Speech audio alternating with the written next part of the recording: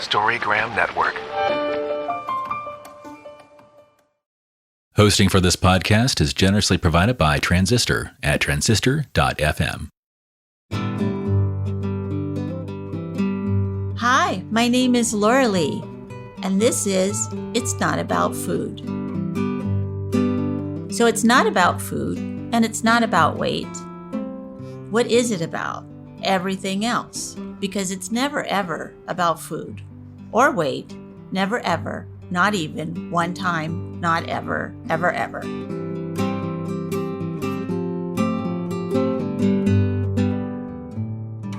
Hello, everyone. This is Laurelee Roark from It's Not About Food podcast, and I'm so happy to be here today talking about the idea of compassion and how that works with recovery from disordered eating, body hatred, or just not liking yourself very much, and how that's such a important part of the recovery, that trying to recover for many years before I finally did, I didn't know that I had to have that compassion piece. I would actually be worse to myself, more mad at myself, more upset with myself that I wasn't doing it right. What even was right? I didn't even know. I had no idea. And so the front of the card is the goddess has her hand on the little deer, and she has the other hand on the heart, and it has a beautiful background, and it's a very compassionate picture here.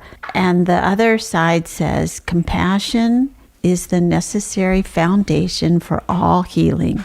When we can have compassion for the parts of ourselves that we dislike the most, we can let go of the debilitating shame and self-hatred we have carried for so long, and use our compassion to bring love, understanding, and then, if necessary, change. So for me, the whole idea of having compassion for the parts of me that I just really did not like at all, the part of myself that I disliked the most, so if I was working on body hatred, I hated that I hated my body, but I also hated my body. So I didn't know how to let that go. I didn't know how to have compassion for my body because it was not doing what I wanted it to do, which was to be thinner than it wanted to be. But I wanted to eat like large amounts of food all day long. And so it just didn't work out. And I had a lot of self-hatred for who I was or who I thought I was. Every part of myself I just did not like at all.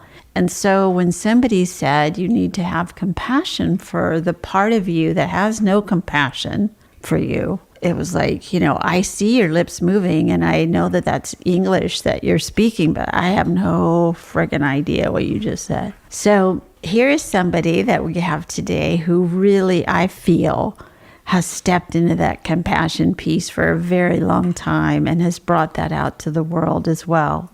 So I want to introduce Connie, and I'll let her take it from here and tell us who she is and what she's doing and what up with her. Hi, Laurelee. It's just so good to be back. I have chills just listening to you talk to start. Just want to say that compassion is so important. I am Connie Sobczak, and I am the co-founder and executive director of The Body Positive, which is a nonprofit organization that my colleague Elizabeth Scott and I co-founded 25 years ago. We are celebrating our 25th anniversary this year. Yeah. So a big piece of what we teach is compassion. We work with people to create body positive programs in schools and in their therapy practices. And we support individuals as well, and just really having a more peaceful, joyful relationship with their bodies. So there's a lot that goes into that, but that's the nutshell of what we do. So this is your 25th birthday of your wonderful nonprofit organization that has helped thousands who we don't even know. Well, we've actually figured out 1.1 million people have been reached over that. We did our numbers for our anniversary celebration, and because of our facilitators that we've trained and how many people they've reached, we realized that it's over 1 million. Gosh. So it's pretty exciting. I know. That part makes me feel good. Oh, for sure. Especially when there was nothing like what you were coming out to do. Nothing. So tell me, what are you going to do for your birthday? For our birthday, we are having Be Body Positive Week, which is really exciting. November 1st through 5th, we're going to have 5 days of activity. So each day there's going to be an Instagram live based on each of the 5 competencies of our Be Body Positive model. So reclaim health, practice intuitive self-care, cultivate self-love, declare your own authentic beauty, and build community. So each day will be Instagram live, and then Monday and Wednesday we'll also have Zoom workshops. On Monday it's going to be on sizeism and fat phobia and how to gain tools to deal with those in our lives and how those have affected us. And we have 2 awesome presenters for that are going to be amazing. And then Wednesday I'm doing a Zoom workshop on kind of deepening the process of self-love and working with the critical voice like love and fear and how those live in our bodies and how to work with that. And then on Friday night or afternoon, 4 p.m. Pacific time, we will have our celebration gala. So we're going to have Body Positive Trailblazer Awards, and we're going to have guest speakers and performers, and it's going to be really fun. Yeah, lots of giveaways and all sorts of fun things. Everything is free. The whole thing is free. This is our gift to our community worldwide. And is that going to be on Zoom? Yes, everything is virtual. So we have, the Instagram live all of the week and then virtual gala. Yeah, to celebrate. So Crazy. It'll be fun. Yeah. So people can find it if you go to our website, thebodypositive.org, and then /event. That's how to register. Okay. So when people register, they're going to get like a digital gift bag and all sorts of fun things. So fun. So talk a little bit more about these concepts that you're talking about that you're going to do every day for 4 days. Sure. So first day is Reclaim Health. So we're going to start the Instagram Live is going to be a kickoff call. I'm going to be doing that with one of our board members, Athena Nair, who is a 3rd-year student at Tufts University. She was one of our high school student leaders, Be Body Positive leaders, and just loves this work and is so passionate. Her life was transformed 100%. And so she's now on our board and working with us. And so we're going to talk about our definition of body positivity, since there's a lot of different definitions of it out there, and kind of talk about what it means to us. And then the idea of, a lot of people are interested in body neutrality, and just to talk about what all that means, share a bit about that. And then in the afternoon at 4 p.m. Pacific time, Athena and another amazing person, Naomi Finkelstein, will be doing the Zoom workshop on sizeism. And so really diving into that. So that's Monday. Tuesday is Practice Intuitive Self-Care. It's going to be really fun. One of our sponsors is MeUndies. And so there's going to be a MeUndies dance party, and Athena and Naomi will be leading that. So they're going to be in their MeUndies and just having a real celebration. And then talking about what intuitive self-care means and how to practice it, and how just getting people beyond the idea of self-care as something that goes tight and we have to do it to be good, but how can we have more joy and pleasure in our self-care? Wednesday is Cultivate Self-Love. So Elizabeth Scott, colleague Elizabeth, wonderful, amazing social worker, will be presenting with one of our Be Body Positive facilitators, Jasmine Cornell, and they will be looking at the idea of turning towards our critical voices with love and self-love. Wow. So Elizabeth is amazing, as you know, and so that's going to be a really great one. And then that afternoon, I'll do the Zoom workshop at 4 p.m., really exploring, in our bodies, having a very physical experience with love and fear and what that means and what that does and how we can choose ways and tools for choosing love. And then I'm presenting with another one of our Be Body Positive facilitators. We're going to have a little extra piece on it and going to go through another activity about the critical voice. So this all ties in, and if anybody's interested, they can check out my TEDx talk, Embracing Your Critical Voice, the Gateway to Self-Love. So I'll be expanding on that a bit. Yeah, that's what I was hoping that you would talk about, because that, of course, we've known each other for a long time, and everything you do, I think, is perfect and wonderful and the greatest thing ever. But I really loved it, and I put it in my newsletter, and I got such good feedback about it from people. Oh my God, that was so good! So I'll put it in again for November. All right, thank you. So Thursday is Declare Your Own Authentic Beauty, and I'll be presenting with Jessica Diaz, who is one of our other amazing board members who's been working with us since she was 14, and she's now in her mid-30s. Oh, so it's going to be amazing. We're going to just talk about ways to really see beauty and have beauty in our lives, to bring more awe and more honoring of our ancestors, and just like this whole process of having beauty and seeing ourselves as part of it, and how that changes life so much. Friday is Build Community, and that Athena will be coming back with a panel of amazing people to talk to about building body positive community, and then the gala at night. Beautiful. And I remember in your TED Talk, and of course, all your work is always about that idea of stepping into your self, that this is the self. I mean, we can always get better. I mean, we can always learn and grow and change, but we are really, these are our body. This is our body. When I go into schools, I say, you want to know what you're going to look like? Look at your ancestors. That is a great way to go. Why am I like this? There are those thighs. There's that butt. There are those breasts. There's that height. And we're different people too, but we forget that in this culture, that we have these important ancestors to remember and to go, well, I have my grandmother's eyes, or I have my grandfather's nose, or whatever. We forget to do that in this day and age. So I'm so glad that you're bringing that up again. Thank you. Yeah, it's really important. And even if people don't know their ancestors or don't feel connected to the ones that they're around right now, we talk about imagination of going back in time and thinking about where that person was that gave you these qualities, whether it's physical or personality traits, and just how we can imagine this beautiful line of people who are there for us and still living in our bodies. And also really important to honor that people are going to want to change their bodies, and especially thinking about transition surgery and things like that. So we may want to make changes. And the goal is to feel at home in our bodies, and also to acknowledge all these people that came before, and all the people that work to give us the rights that we have to be able to be in our bodies the way we do. So there's so much to it that can be really rich and make a different relationship with having this thing that we have to take care of, and we can choose how we want to. We can be loving towards it, and we can be mean to it, like you were saying in the beginning. And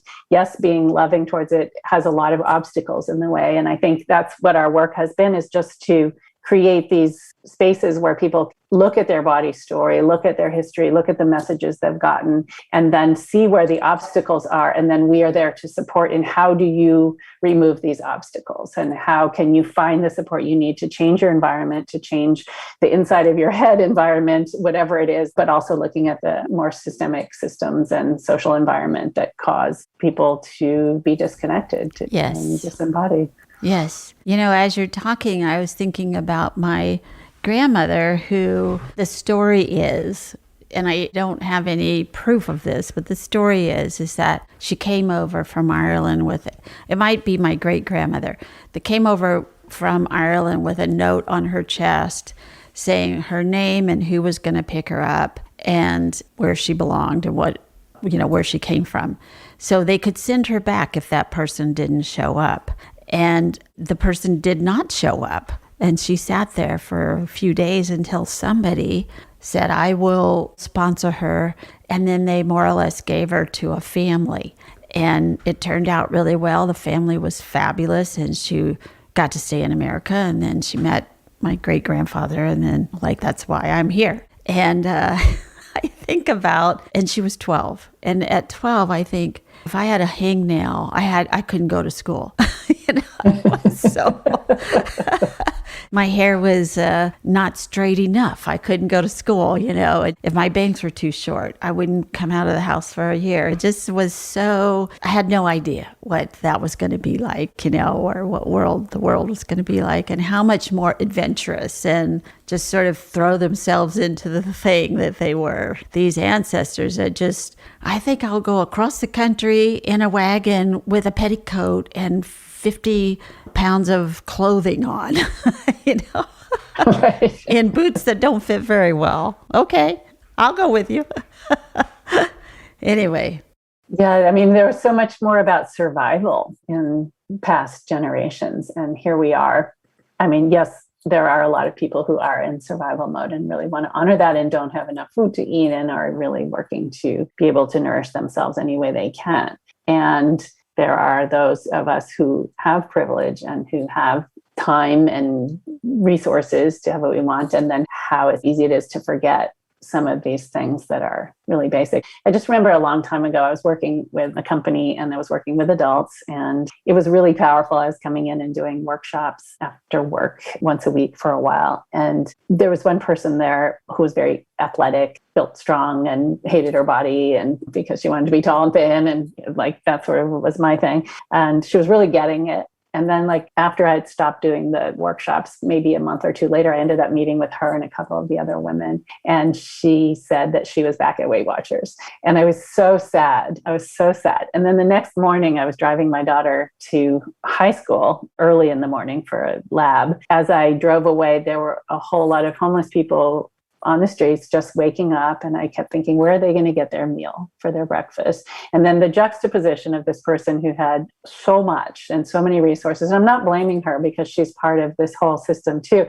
But to see that juxtaposition, and it just broke my heart, just the suffering that is there, that is created, and one that is really just there. And how can we lift off that burden? And then for the people that are, really wanting to try and diminish themselves, when we can lift that off, when we can have compassion for ourselves, when we can see our bodies as these amazing vehicles that give us life, how can we then use them to then create social change so others can have enough to eat? It stuck with me. It's been a really long time, and I cannot let go of that image.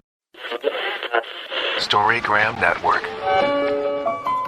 Welcome to One Media, One Media. When you're whining with nurses. It's a place I like to call The Bleed. My name is Laurelee, and this is It's Not About Food. The art of being yay isn't just something he developed. Storygram Network. Well, yeah, they don't have enough to eat, and we have too much to eat. And we don't want to have that much to eat because we want to be on a diet. We want to not even eat real food, kind of. And I think about these people that are in all over the world that are leaving their countries out of distress. It's like my family who left Ireland because there was no food. There was a famine, and she was the next oldest daughter at 12, and she had to go, So sorry. I know you had other plans, but now we're sending you somewhere because we can't afford to feed you. And that is happening today, right now, today. It's happening. We can't afford to feed you, or if you stay here, you're going to get killed, or if we've got to get you out of here, whoever you are, or I've got to get myself and my kids out. And it seems to me like those are the people that any country should go, yes, let's take them. They've gone through something. These are the best people that are just setting out with this ancestor left Ireland with one bag, all her stuff in one bag. That's all she had. So what is that like? And of course, built a fabulous life and became a wonderful citizen and loved America with all her heart. So we forget what's important in this culture. And that's the part for me. Again, no blame at all for people who are caught up in it. Diet culture is incredibly powerful. And the powers that be that profit off of us hating ourselves are extremely powerful. And when we can remember that someone is profiting off of us hating ourselves, and to be able to say, no, thank you. This is my life. This is my life. I am in control of my life. I am the one who, and I remember when I was getting over my eating disorder in this moment where I just got so angry. I got so angry at the culture and the systems that were in place that caused me to hate myself and nearly kill myself with my eating disorder. And I wanted to die. And the anger fueled my passion to heal. And it really helped a lot. I feel that was something I feel grateful for at that time. Just that spark of life inside of me, life force that said, if I'm going to live, I'm going to live, and I'm not going to be half living. So I'm not going to be halfway caught and think something's wrong with me. So there was just like this that came out of me. And I want that for everybody, like for every life, even if someone doesn't have an eating disorder, but they just, as you said in the beginning, just kind of don't like themselves or hate themselves. This is your life. This is your life. Yeah. And this is the body that you've got. Life is hard. Right. Yeah. And this is the body. And life is freaking hard. I mean, no matter what, no matter how much you have, life is hard. It's hard to be human. And yet how can we then not add to that difficulty by piling it on ourselves? And that's where compassion comes in. Yeah. And one of the things that I loved about your organization, that the Body Positive, was that you want to give a message to the youth that is positive, that they can say yes to, instead of, no, I don't want that in my life. They can go, yes, I do want that in my life. And I love that about your organization. I have always just been so grateful that you were in the world, you know? Thank you. Yeah, Elizabeth always says we do 10% about the problem because we want to acknowledge that there are issues, and then 90% on the solution. And to me, is so powerful. And I think one of the things I'm going to talk about in our kickoff is there's this whole discussion about who body positivity is for and should be for, and who gets it, and exclusion, and this and that. And my feeling is like our work is about creating a brave space for each individual to share their own unique life experience and body story, and that we are there to listen. Our whole model was created on listening, not like we had any answers for people. It's just the collection of all of that we heard about what people, and then these ideas that we then give to people to take in and make their own. And so there's no like, this is what it should look like at the end. There's no prescribed end goal of perfection. And part of it so much is allowing people to look at their lives, look at their stories, look at their experiences, and then also just honor being human and that we're going to fall down, but can we pick ourselves up? And with compassion and self-love, we can pick ourselves up. And when we can create body positive community, that's real body positive community, which is about freedom, liberation for all, and seeing beauty in all people because we can see it in ourselves, then there's so much room for life and feeling it all. And so different than a lot of the messages that we get, that there's not enough for all, that you have to grab whatever it is and hold on to it, and you can't share, you can't give it out because it might be gone, or I don't know what that was about for me, but for sure that's how I did not realize that there was enough for everyone. I just never had that concept when I was growing up. It just wasn't, I mean, I was in a religion that said, everybody else is going to go to hell except us, and really hard when I had a girlfriend in fourth grade who wasn't what our religion was. It was like, oh no, you're going to burn in hell for, I don't even know why. And I was taught that. I didn't get that idea just myself one day sitting, I wonder what life is about. Oh, everybody's going to burn in hell except for me. No, I didn't get that by myself. My idea was so much more expansive than that, and so much more not that. So how do we recover from these messages that we had? Like, how did you recover from your messages that you had? What did you have to do to get there? First, it was finding that spark of life force inside of me. There really was this moment where I realized that I was trying to kill myself with my eating disorder. And then I woke up. I even had dreams of suicide. And my mom, I had just told her, I don't even think we knew the word bulimia yet. It was not even there yet. But she called me and said, I think you're trying to kill yourself. And all right at this moment when I was having these dreams, and it was like, oh my God, yes, I am. This is right. Oh, I want to live. Okay. Wow. This is not how I want to live. Okay. So the first thing I had to do was leave the partner that I was with, who was definitely a part of my eating disorder. I created a whole new community of friends, because most of my friends were really part of, it wasn't called it then, but diet culture and self-hatred. And so I started hanging out with people who loved food. And I was working in a restaurant at the time, and I was dating someone then at that point who was really just enjoyed food. And we would go out and eat, and it was all about flavors and textures and colors. And I just learned about food to be something completely different than what I'd experienced before.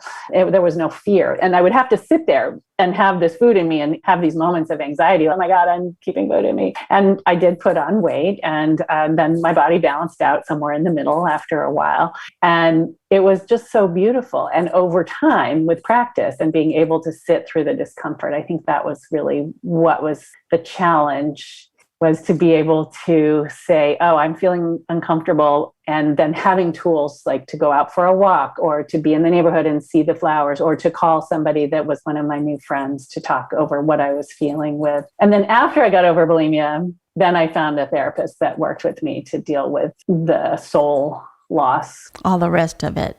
Yeah, when I was doing it, it was on my own. There was no support, and I didn't even know the word of what I had. And so it was a long time ago, and it was different. But I made a commitment to myself. And I think that now looking back, that commitment was to learn to have compassion. I got over the body stuff pretty quickly, but then the rest of my self-love practice took time because I was still really hard on myself for I'm a high achiever, and that's fine. And I think that being able to do things well and then having been rewarded for that all my life, to suddenly just be like, okay, that's important. And if I don't get it right, I don't have to beat myself up, or not getting communication perfectly the first time and having conflict and all that stuff instead of beating myself up. And that was really interesting because I was working with the high school students at the time and watching them dealing with their body hatred. And suddenly I thought, wow, I still have some work to do on self-love. Okay. And I said it out loud, which was really fun because their response was, oh, wow, we thought there was some place we're going to get to where it's all going to be done. Yes. I was like, oh, hell no. Oh, It's not done. That's the lifetime practice. We just grow in it and it gets easier. And now I'm 61, and that was when I was around 40, and self-love's a whole lot easier because I've been practicing that part of it. And now I get to deal with my body stuff again. I'm, postmenopausal and my body's changing. I'm turning into an old woman. And so how fun to have self-love that I can then now give back to my body as it changes, which is really a blessing. It's so true. I feel like as long as I've had a body, which is as long as I've been on this earth, and I just turned 70, it's always something. It's like Rosanna Dana. Well, it's always something. There's always a new thing. Oh, I'm forgetting stuff, and my hip hurts, and then whatever. But what's always there and steady and strong is my spirit. When I have to remember to go back to that, and how I get there a lot of the time is compassion. I'm sorry this is happening to you, Laurelee. I love you so much. You're going to be okay with this.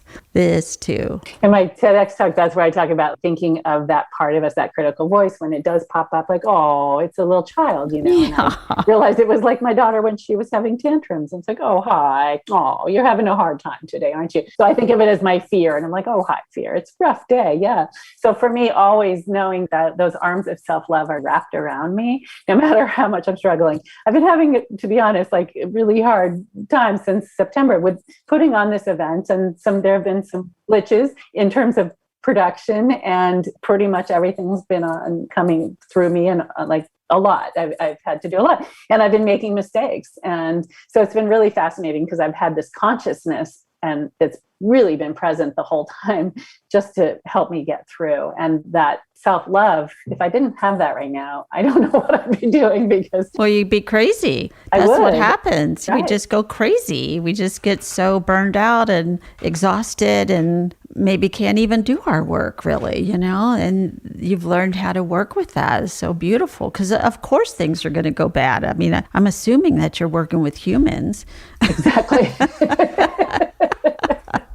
Yes. We're not robots yet.